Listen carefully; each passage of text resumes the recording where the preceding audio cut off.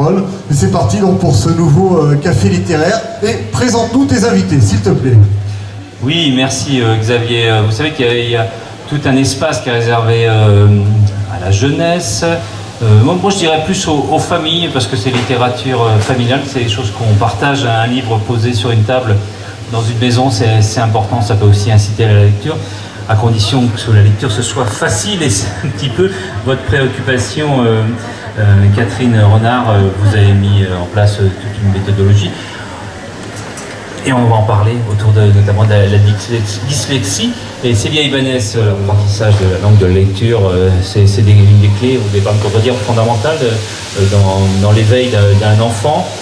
Hélas, il y a des barrières qui font qu'on n'a pas toujours les clés, ça prend beaucoup de temps. C'est un constat, alors on ne disait pas dyslexie, il y a plein de 10 aujourd'hui qui existent. Maintenant, depuis pas mal d'années, on peut identifier un petit peu quels sont les troubles de l'apprentissage et comment en partie y remédier. Racontez-nous un petit peu votre mission.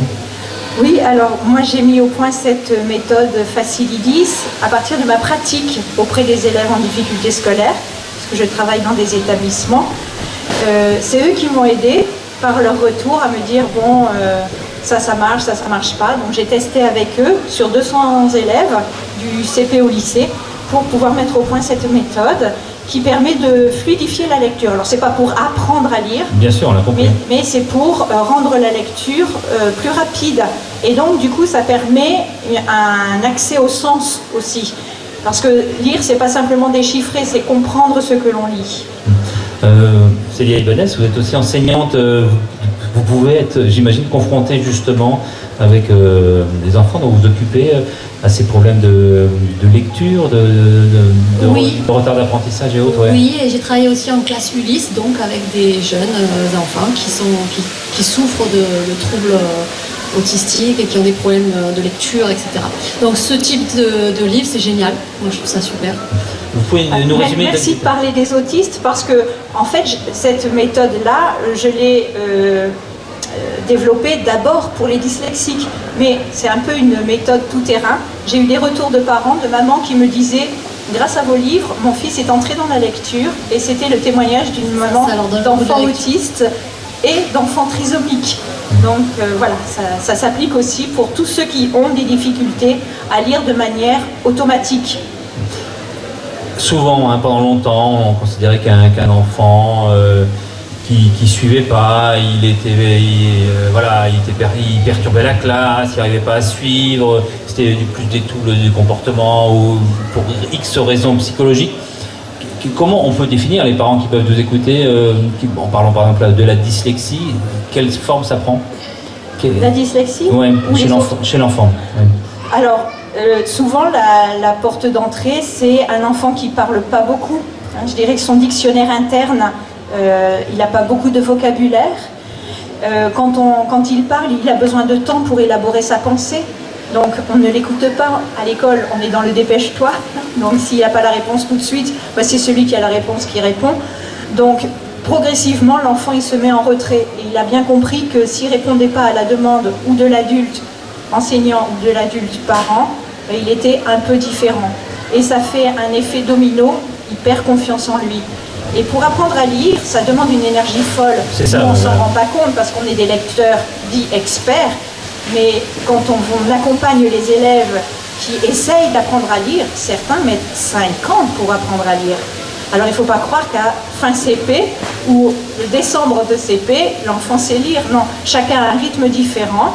Et les outils que j'ai mis en place permettent justement de les accompagner, puisque j'ai commencé pour les élèves de primaire, puis les parents m'ont dit « Et qu'est-ce que vous faites pour les ados ?» Donc j'ai fait la collection ados, et des parents m'ont dit « Mais moi aussi, je suis dyslexique », et donc j'ai fait aussi, j'ai adapté des auteurs comme Musso, Didier Van Kovlar qui était parmi nous hier, Jules, son livre, pour que des adultes accèdent à la culture écrite aussi bien que n'importe quelle autre personne.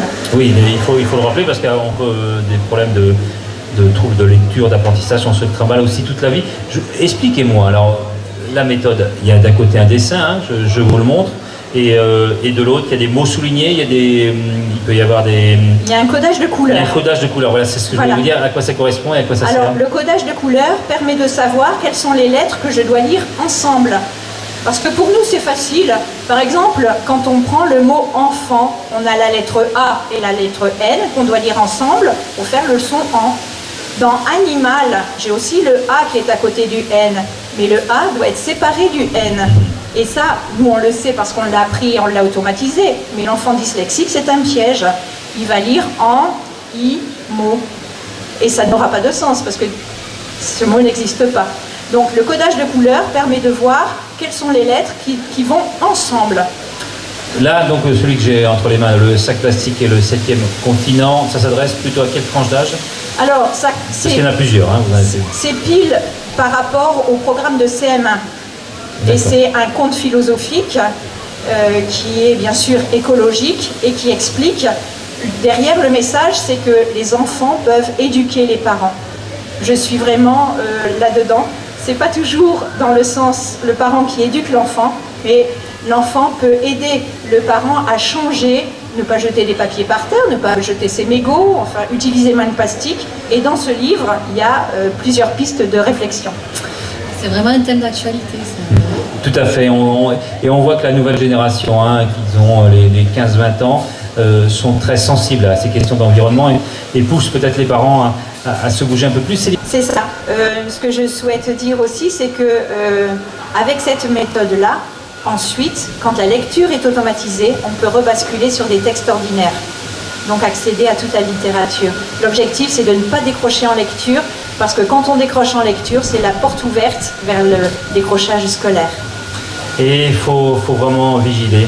Merci à vous, méthode Facili 10, le sac plastique et le 7e continent, docteur Catherine Renard. Merci. D'être venue.